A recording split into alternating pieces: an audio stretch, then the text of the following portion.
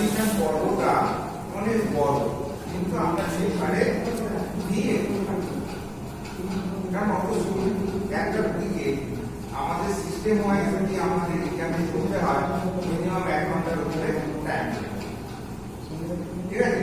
সেই জন্য আমরা মোটামুটি 2 উইকলি এক্সামিনেশন করি, অর্থাৎ 5টা জায়গাগুলো দেখি, ঠিক আছে? রুগীর পরীক্ষার দুটো স্টেজ, একটা হচ্ছে general examination of the patient, এই শুনছো? রুগী দেখার দুটো স্টেজ কি কি বললাম? একটা হচ্ছে general examination of the patient, আর একটা হচ্ছে পার্টিকুলার বা সিস্টেমিক এক্সামিনেশন, ঠিক আছে?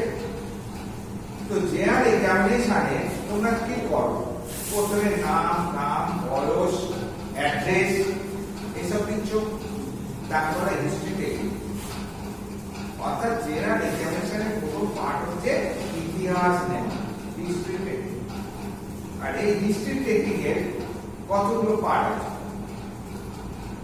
কি পার্ট না?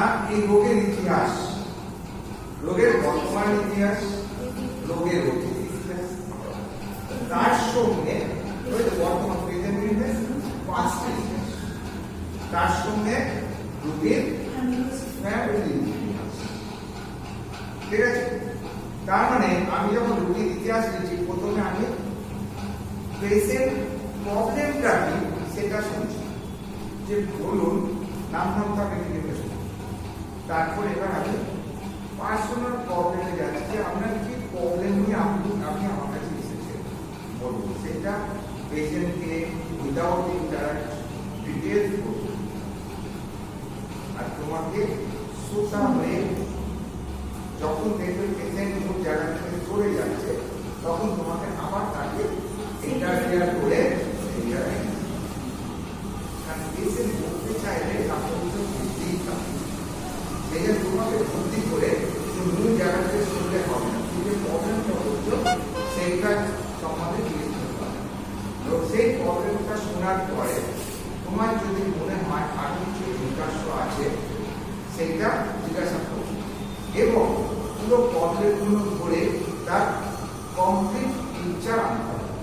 অর্থাৎ প্রবলেমগুলো এক একটা ধরে ধরে কোনো মাথা যন্ত্রণা একটা প্রবলেম বলছে, তাছাড়া আরো অনেক প্রবলেম হচ্ছে, আমি মাথা যন্ত্রণা, এবার এটাকে কমপ্লিট করতে হবে।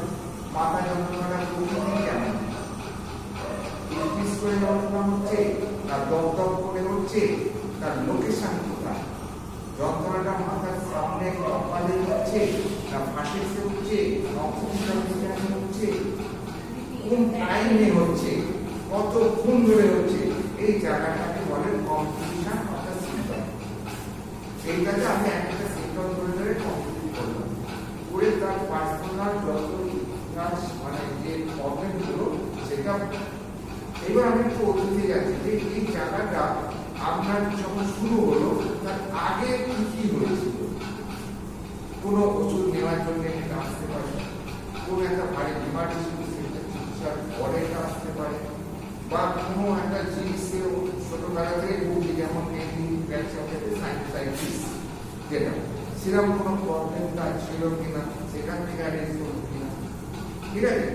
আর তার সঙ্গে এবার সারাউন্ডিং আরো বলেছে, সেইগুলো নিয়ে আমাকে একটা চিন্তার মধ্যে রাখতে হবে, যে এটা অন্য কোনো একটা কন্টিনিউশন, নাকি এটা অ্যাক্টিভলি এখন অ্যারাইজ করেছে, না এটা সিম্পলি ওয়েদার বা ইনফেকশন ঘটিত ব্যাপার, না এর পিছনে অ্যানাদার কোনো প্যাথোলজি।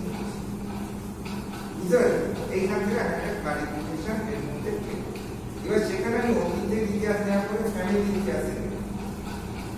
ইতিহাসে দেখলাম যে ওদের ওনার যিনি দাদু ছিলেন তার ব্রেন টিউমার হয়েছিল, ব্রেন টিউমার মারা গেছে।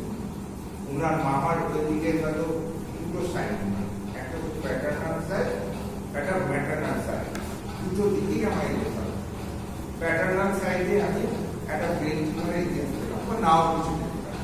ম্যাটার্নাল সাইডে গেলাম, সেখানে নাও কিছু পেতে পারি, যে পাবোই তার কোনো মানে, কিন্তু যদি কিছু পাই সেখান থেকে আমাকে কিছু জিনিস কমপ্লেন তালিকা সংগ্রহ করে রাখতে।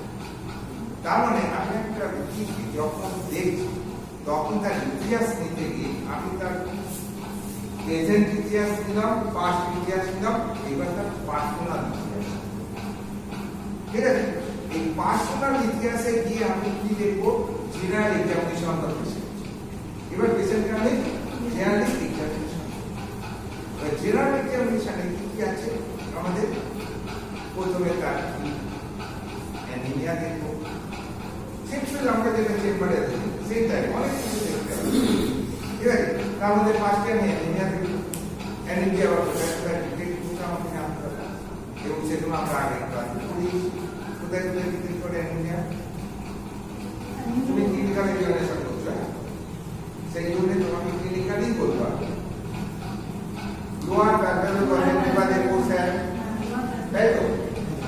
তারপরে দিয়ে বলবো আঁকড়ুন, সব প্যারেন্টের কালার দেখুন, জিভটা হাত করুন, রসায়ন কি করতে কারণ হাত দুটো একটু রাখুন, এই নখগুলো টিপে দেখে, নখগুলো টিপে দেখে, নেলবে রিটার্ন দেখবো, তারপরে এই থেকে সেখানে তার অ্যানিমিয়া কতটা আছে ক্লিনিক্যালি আমি এস্টিমেট করবো, মাইল্ড, মডারেট এবং সিভিয়ার। হলো জন্ডিস দেখবো, জন্ডিস কোথায় কোথায় দেখে, আপার বাল্বার বাজার, আপার বাল্বার আমরা দেখবো নিচে তো পুরো আমরা নিচের দিকে দিতে হবে, সেখানে টাকাটা দিতে হবে, আর উপরে একটা আঙুল দিয়ে আপার আইলেট রিট্যাক্ট করে উপর দিকে তুলতে হবে, একটা অবজেক্ট দিয়ে বলতে হবে এই অবজেক্টটা দেখো নিচে রেখে, তার মানে আইবলটাকে ঢুকিয়ে নিচে যখন দেখবে উপরে সাদা অংশটা আমি পরিষ্কার দেখতে পাবো, দ্যাট ইজ আপার বাল্বার কনজাংশন। এর কালারটা দেখুন, যদি জন্ডিস মানে হচ্ছে হাইপার বিলিরুবিনিয়া, অর্থাৎ bilirubin level of the blood normal level হচ্ছে 0 থেকে 3, 0 থেকে 1, 0.3 থেকে 0.8, এবারে মোটামুটি 1 mg per 100 ml blood, 1 mg% হচ্ছে লেভেল, আপার লেভেল। এর থেকে বেশি হলে জানবো হাইপার বিলিরুবিনিয়া বা জন্ডিস। 3 অবধি এই সমস্ত জায়গা কিন্তু দেখতে পাবেন না। এই যে কানেক্টিভ টিস্যুগুলো বললাম, upper bulbar conjunctiva, under surface of the tongue, তারপরে যে পাম, সোল, স্কিন, এই জায়গায় যে কানেক্টিভ টিস্যুগুলো আছে তারা ব্লাড থেকে ওই বিলিরুবিনটা কালারটাকে নিয়ে বিপরীত করে, সবচেয়ে প্রথম করে আপার বাল্বার কনজাংটিভা, এবং সেটা 3 mg ক্রস করবে। যখনই আপার বাল্বার কনজাংটিভা আমি হলুদ দেখছি, তা আমরা জানতে হবে 3 মাস 6 চলে গেছে। Under surface of the tongue তখন 8 মাস হয়ে গেছে। বডির পাম, সোল যখন হয়ে গেছে মানে 14-15 ছয় হয়ে গেছে। এরকম কোনো নিয়ম নেই, আমি একটা অভিজ্ঞতা থেকে বলছি, এগুলো কোনো নিয়ম নেই। একমাত্র এক্সামিনেশন অফ দ্য ব্লাড হচ্ছে একমাত্র পারফেক্ট টেস্টের জিনিস। ঠিক আছে, আমি যেগুলো ক্লিনিক্যালি বোঝাচ্ছি এটা, অর্থাৎ আমি একটা ক্লিনিক্যাল রুগিয়েছি, আমি প্যাথোলজি সেক্টরেই চাই না, আমি এখানে আমার চেম্বারে বসে রুগীটা দেখছি, রুগীটা আমি রিয়েলাইজ করছি, এবং এখানে শুধু আঁচ করা হচ্ছে, নট প্রপার এক্সাম। যা কিছু হবে clinical, not perfect but not definite. Sir এগুলো না হলে তো হতে পারে, ওগুলো এই যে চোখের না হলে কি করে হবে তো লেটেন্ট জন্ডিস, সেটাই তো বলছি। 3 mg ক্রস না করলে তুমি দেখতেই পাবে না, অথচ 3 mg তো hyper bilirubinaemia, that is also jaundice. কিন্তু যেহেতু এটা বাইরে থেকে ক্লিনিক্যালি আমি প্রকাশ পাচ্ছি না, দ্যাট ইজ এটাকে বলছি লুকায়িত জন্ডিস। তার মানে আমি ওর শরীরে জন্ডিস আছে কিনা দেখলাম, অ্যানিমিয়া আছে কিনা দেখলাম, এবার দেখো পালস। ঠিক আছে, হাতটা দেখি বলে এবার আমি এখানে পালসটা দেখি। পালসে আমরা কি কি দেখি বলেছিলাম, পালসের 5টা সেক্টর আমরা, পালসের 5টা সেক্টর।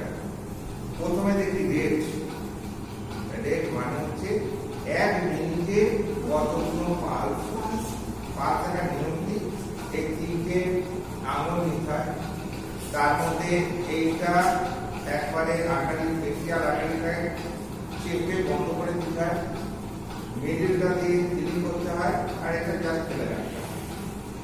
এটা যত চাপবে মিডিল ফিঙ্গারে তত ফিলিংটা ভালো। দেখো করে একদম পরিষ্কার বুঝতে পারে, ধপ ধপ করে লাগে। এখান থেকে ঘড়ি ধরে 1 মিনিটে কটা হচ্ছে দেখতে হবে। 3টে জায়গায় পার্ট রাখা আমরা খুব ইজিলি দেখতে পারে। একটা হচ্ছে রেডিয়াল পালস, একটা হচ্ছে ক্যারোটিড পালস, একটা হচ্ছে লিনিয়ার পালস। এছাড়াও এখানে রেডিয়াল পালস পাওয়া যায়, এখানে কমিডিয়াল পালস পাওয়া যায়, বিভিন্ন জায়গায় পাওয়া যায়। ঠিক আছে, তো কমনলি আমরা রেডিয়াল পালসটা নিচ্ছি। রেডিয়াল আকারের উপরে থাকে। রেডিয়াল পালস দেখার জন্য রেডিয়াল হচ্ছে পুরো আঙুলকে এরকম শিখিয়েছিলাম।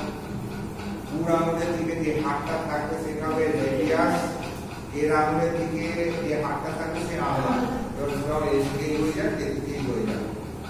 আর রেডিয়াল আর্টারি আছে রেডিয়াল বোনের উপরে, তার মানে এই অঞ্চল দিয়ে এই যেখানে যে টেন্ডনটা আছে এই টেন্ডনের গায়ে যদি আমি আঙুল প্রেস করে এইখানটা দিয়ে টিপে বন্ধ করে দিই, আঙুলটা দিয়ে আর এই আঙুলটা দিয়ে করি, তবেও পাবো পুরো অভিজ্ঞতা। একটা কিছু পারে না, পুরো আঙুলটাই কেটে যাবে অভিজ্ঞতা একটা অবস্থা। এই বুড়ো আঙুল দিয়ে দিই দেখা যাচ্ছে। তো এই যে মিনিটে যতগুলো করলো তাকে হচ্ছে রেট।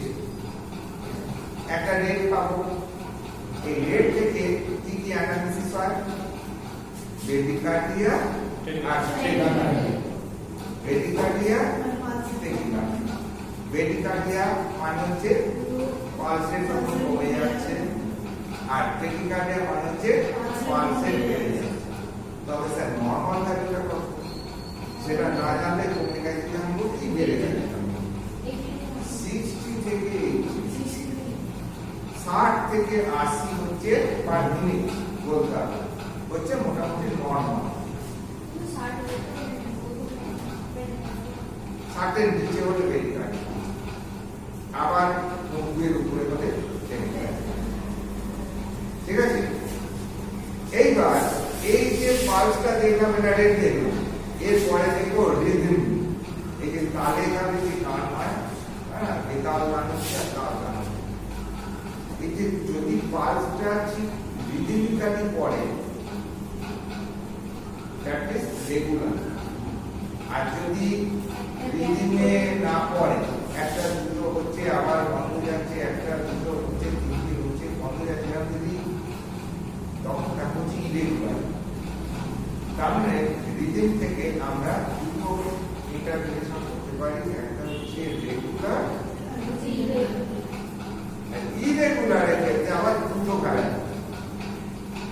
যেটা কি এরকম দেখছি, একটা দুটো তিনটে অফ, একটা দুটো তিনটে অফ, একটা দুটো তিনটে অফ, একটা দুটো তিনটে অফ।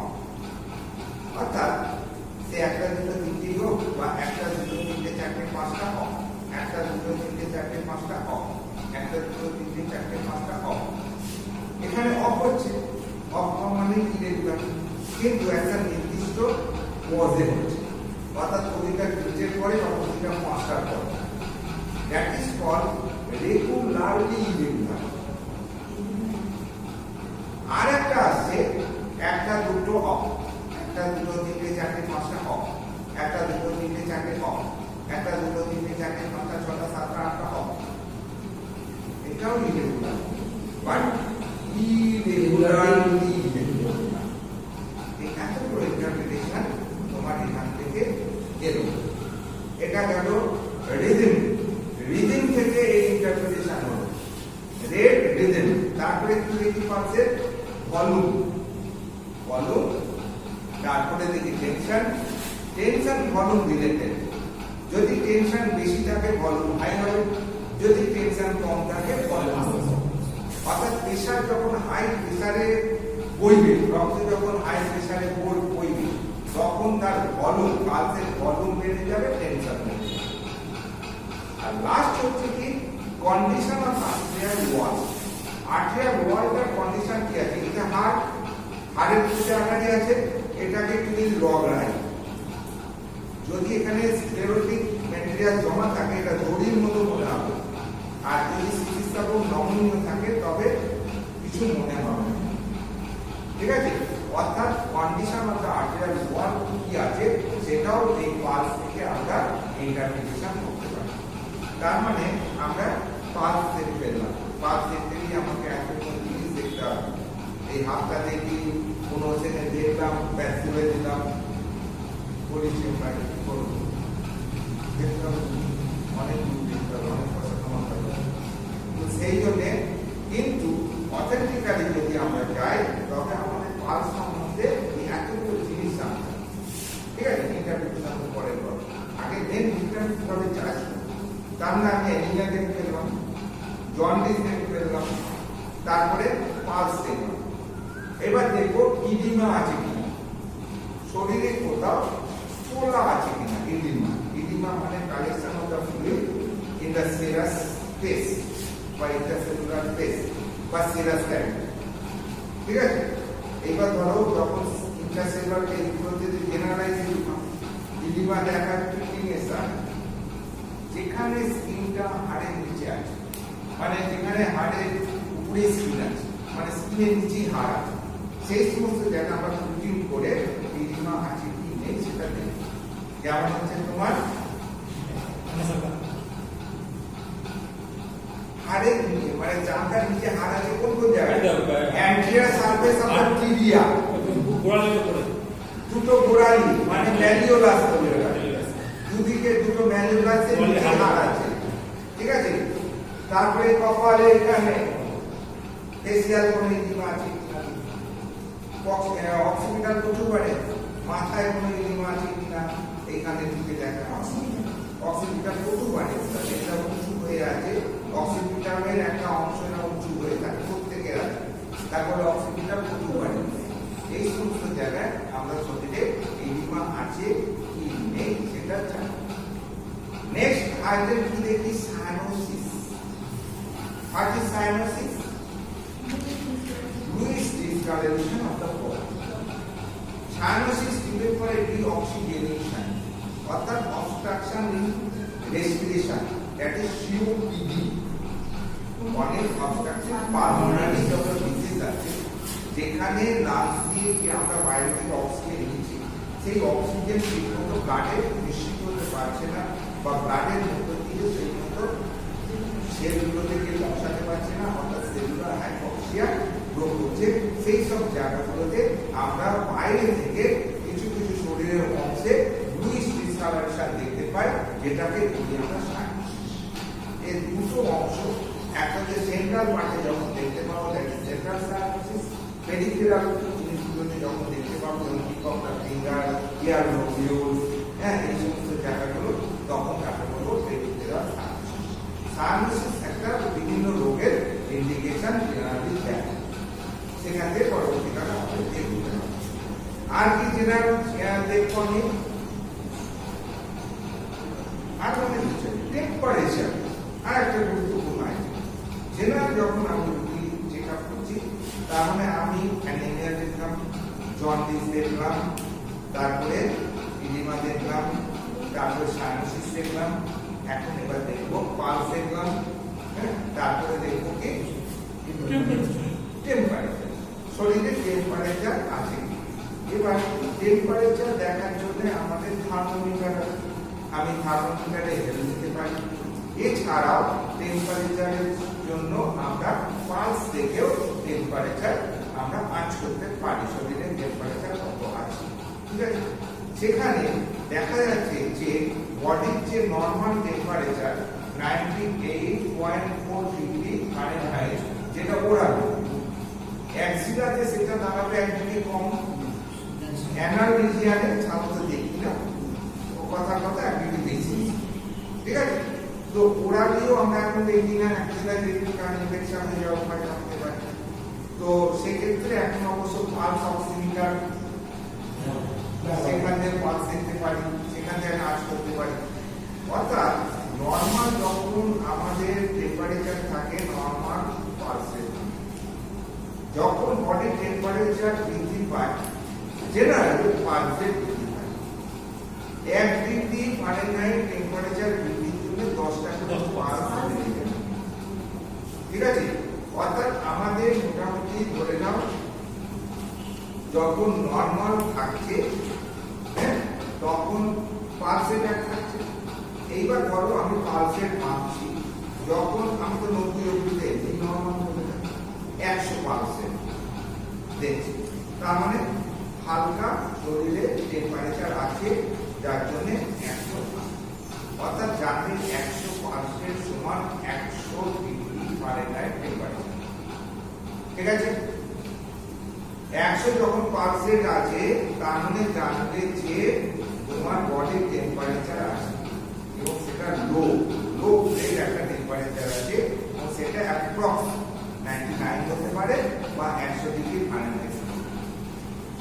এইবার যখন দেখবে গুণে 110 তখন জানবে 1 ডিগ্রি টেম্পারেচার বেড়েছে, অর্থাৎ 110 যদি পালসের থাকে তার বডির টেম্পারেচার হবে 101 ডিগ্রি ফারেনহাইট। ঠিক আছে, এইরকম আরো যখন বাড়বে 130 পাচ্ছি মানে 103 ডিগ্রি ফারেনহাইট মতো টেম্পারেচার আছে। এইভাবে আমরা থার্মোমিটার ছাড়া পালস থেকে বডির টেম্পারেচারটা জানতে পারি। ঠিক আছে, এইবার এই টেম্পারেচারের সঙ্গে একটা কথা আছে, যেমন হচ্ছে রিলেটিভ টেকিকার্ডিয়া, রিলেটিভ ব্রেডিকার্ডিয়া। তো রিলেটিভ টেকিকার্ডিয়া তেমন কোনো ইম্পর্টেন্স নেই, কিন্তু রিলেটিভ ব্রেডিকার্ডিয়ার ইম্পর্টেন্স আছে। অর্থাৎ যতটা টেম্পারেচার বৃদ্ধির জন্য যতটা পালস বাড়ার কথা ততটা বাড়ছে না। ধরো 103 ডিগ্রি ফারেনহাইট টেম্পারেচার আছে অথচ পালস হচ্ছে 90 বা 100 হওয়া উচিত ছিল 130। টেম্পারেচার ওয়াইজ যতটা পালস হওয়া উচিত ছিল যখন সেই তার থেকে নিচে আসবে তখন সেই কন্ডিশনটাকে বলে রিলেটিভ ব্রেডিকার্ডিয়া। রিলেটিভ ব্রেডিকার্ডিয়া না দুটো কন্ডিশন আছে খুব সিগনিফিকেন্ট, একটা হচ্ছে ডেঙ্গু ফিভার আর একটা হচ্ছে অবস্ট্রাকটিভ জন্ডিস। অবস্ট্রাকটিভ জন্ডিস আর ডেঙ্গু ফিভার এই দুটোতে আমরা এই রিলেটিভ ব্রেডিকার্ডিয়া দেখতে পাই।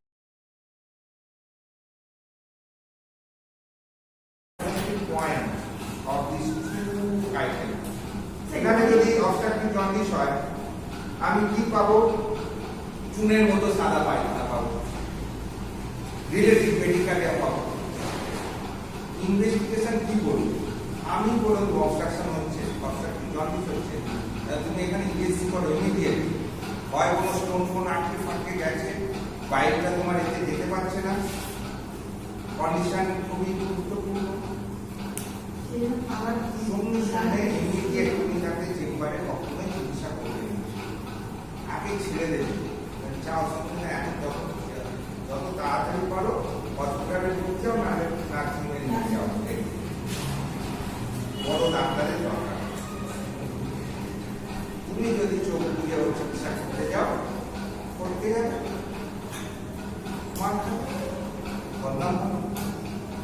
অত চিনতে হবে, বুঝতে চিনতে হবে।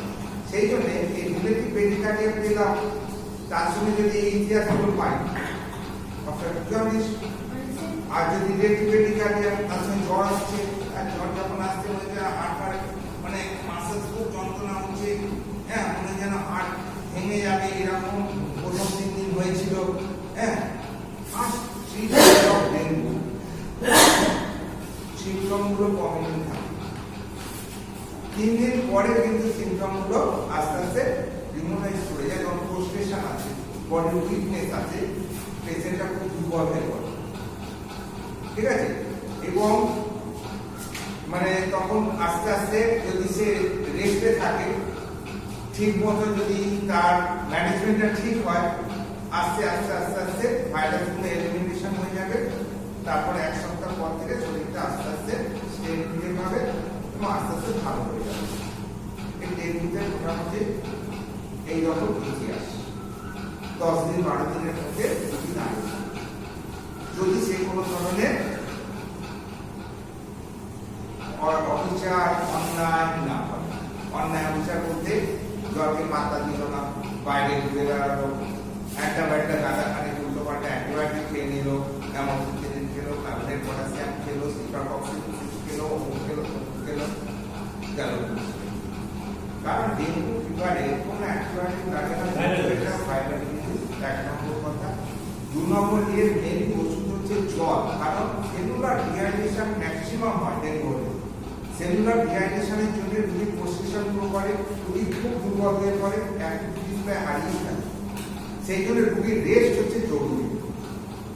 আর হচ্ছে কি না, এই যে ডেঙ্গু যে ভাইরাসগুলো, এরা আমাদের শরীরের যে প্লেটলেট কাউন্ট মানে থ্রম্বোসাইট আছে, এই থ্রম্বোসাইট কাউন্ট থ্রম্বোসাইটগুলো মেরে দেবে, যার জন্য থ্রম্বোসাইটগুলোর কাউন্ট কমে আসে। এবার এটা যদি ক্রুশিয়াল, সাধারণত খুব রেয়ার 1-2% মানে ক্রুশিয়াল লেভেল আপনার ব্লিডিং স্টেজে যায়। অধিকাংশই আবার যখনই তুমি রেস্টে থাকবে, বেশি করে জল খাবে, পেচ্ছাপের মাধ্যমে, পায়খানার মাধ্যমে ডেঙ্গু ভাইরাসগুলো সব শরীর থেকে এলিমিনেট হতে থাকবে। আস্তে আস্তে আস্তে আস্তে তুমি তোমার ব্লাডের কাউন্টটাও বাড়তে থাকবে, তুমি ভালো হয়ে যাবে। যে সময় তোমার খুব জ্বালা যন্ত্রণা হয়েছিল, সেই সময় খুব সামান্য প্যারাসিটামল জাতীয় কিছু হালকা ওষুধ নিলেই যথেষ্ট। কিন্তু জলটা তাকে ম্যাক্সিমাম দিতেই হবে, সেলুলার ডিহাইড্রেশনটাকে কভার করতে হবে। সেই জন্য কেউ রিস্ক নেয় না, হসপিটালাইজেশন করে দেয়, নল চালিয়ে দেয়, জল চলতে থাকে, জ্বর পরে যে প্যারাসিটামল খাওয়ায়, 7 দিন চুলিয়ে রাখে, আর প্রতিদিন সকালে ব্লাড নিয়ে থ্রম্বোসাইট লেভেলটা দেয়। যে থ্রম্বোসাইট লেভেলগুলো দেখতে দেখতে দেখা যায় 2 লাখ লস করে গেছে, যাও এই হচ্ছে ডেঙ্গু। ঠিক আছে, এইখানে একটা জায়গা আমরা ক্লিনিকালে যখন আমরা রোগীটাকে আমি তার ইতিহাস নিলাম, এরকম প্রথম দিন খুব জ্বর এসেছিল এবং সেই সময় মাসেলস গুলো পুরো হার্ট রেট ছিঁড়ে যাচ্ছে, এরকম একটা ইতিহাস রয়েছে। একে অনেক সময় বোন ব্রেক ফিভার বলা হয়, বোন মানে হার্ট পুরো টুকরো টুকরো হয়ে যাচ্ছে, কিন্তু এটা বেশি দিন থাকে না, only first 2 days to 3 days, তারপরে কিন্তু আর থাকবে সব কিছু যাবে। আর জলযাত্রা তখন দুর্বলতা আসে যাবে, প্রস্টেশন এসে যাবে, কারো কারো শ্বাসকষ্ট আসতে পারে, কারো কারো হার্টের প্রবলেম হতে পারে, তার মানে বিভিন্নভাবে বেঁচে যেতে পারে, নিউরোলজিক্যাল প্রবলেম দেখা দিতে পারে। কিন্তু সেগুলো যারা হেলথ ম্যানেজমেন্ট করবে তাদের ক্ষেত্রে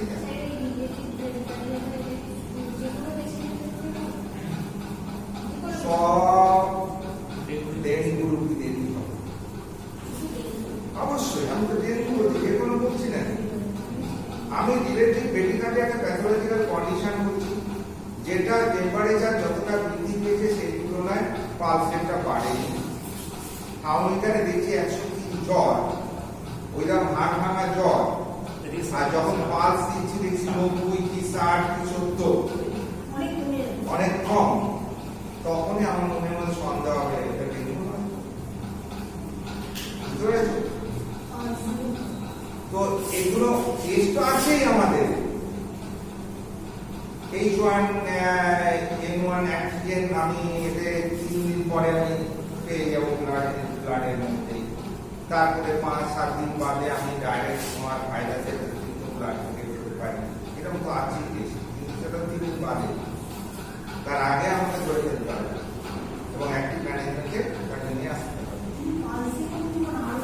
আরো কিছু পয়েন্ট করলাম, পাঁচ আর তার সাথে সিমটম করলাম, জ্বর, হাড় ভাঙা, বলেছি, আর মস্তিষ্ক এক্সপোজার ইতিহাস থাকবে, মস্তিষ্ক এক্সপোজারের ইতিহাস থাকবে, কারণ এটা মশাবাহিত রোগ, বুঝাও মস্তিষ্ক এক্সপোজার এটা হতে পারে না, সেটা মস্তিষ্ক এক্সপোজারের একটা ইতিহাস আপনাদের পাওয়া যাবে। ঠিক আছে, তো আমি যে জায়গায় যাচ্ছিলাম general examination of the patient, সেখানে আমরা এরকম ভাবে টেম্পারেচারটা আমরা দেখব। ঠিক আছে, এরপরে আমরা প্রেশারটা দেখব, অর্থাৎ বিপি একটা main item of general examination of the patient. ঠিক আছে, তো সেখানে বিপি আমরা যেটা মাপবো সেটা হচ্ছে গ্লুকোমাইগ্রেশন। এখানে আশা করছি যারা যারা আছে প্রত্যেকেই মাপতে জানো জানো সব পাই না।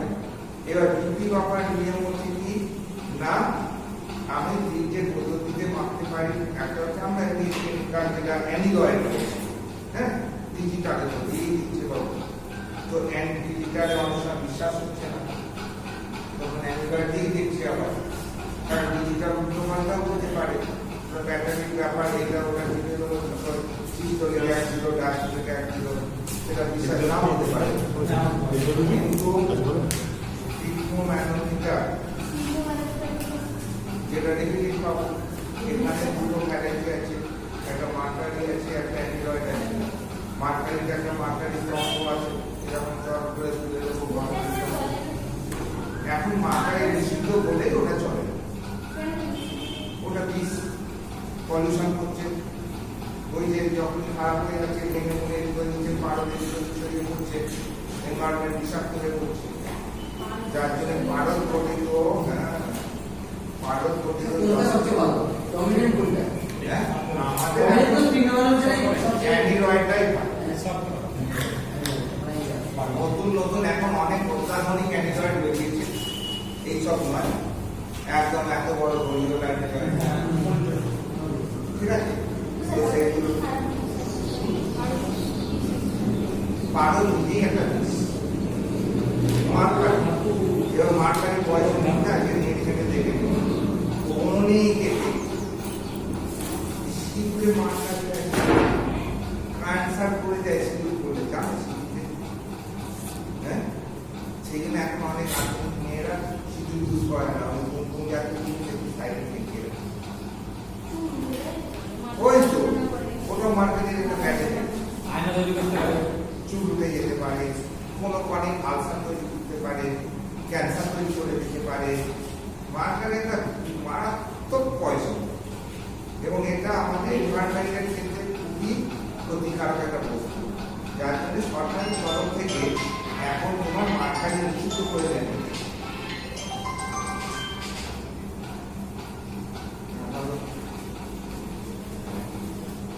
হ্যাঁ বলো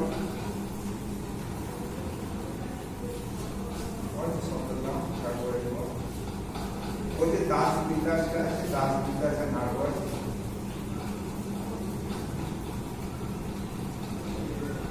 হ্যাঁ ওই গলিটাতে ঢুকে গেলে সোজা বাইরে গেল ওটা তোমার দাস বিকাশ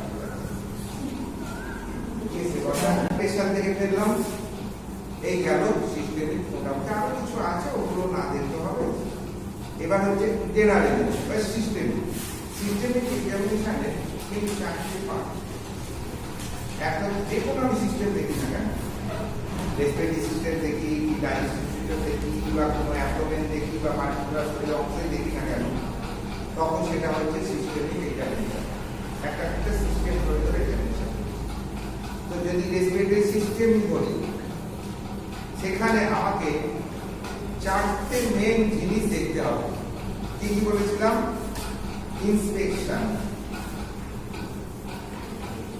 palpation, percussion, auscultation.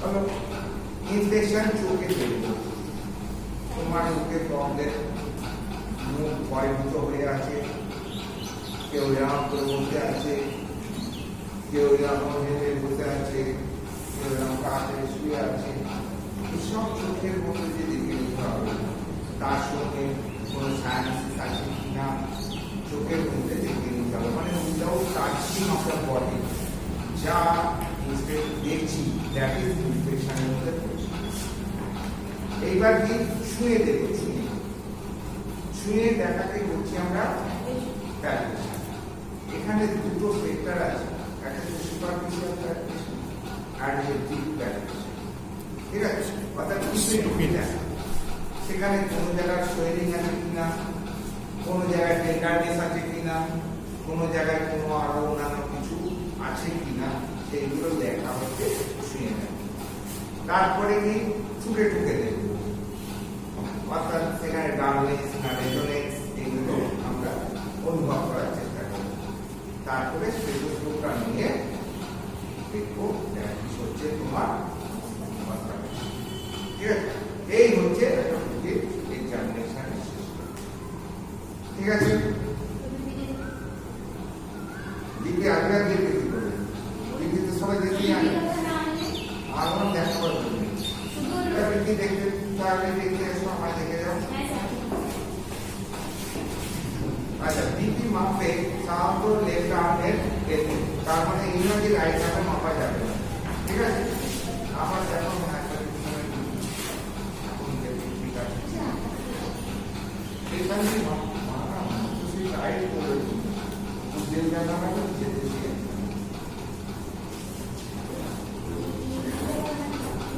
এখন আর ভালো এটা তুমি মারতে সুবিধা হবে আমি নিজে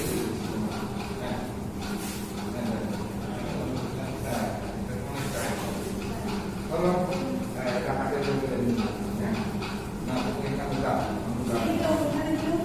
হ্যাঁ হাতে ধরে দিতে হবে আমি এখানে হাতে ধরে দিচ্ছি এটা আমাদের একটু করে বাড়াতে একবার কষ্ট করে বাড়াতে এইবার আমি নামাচ্ছি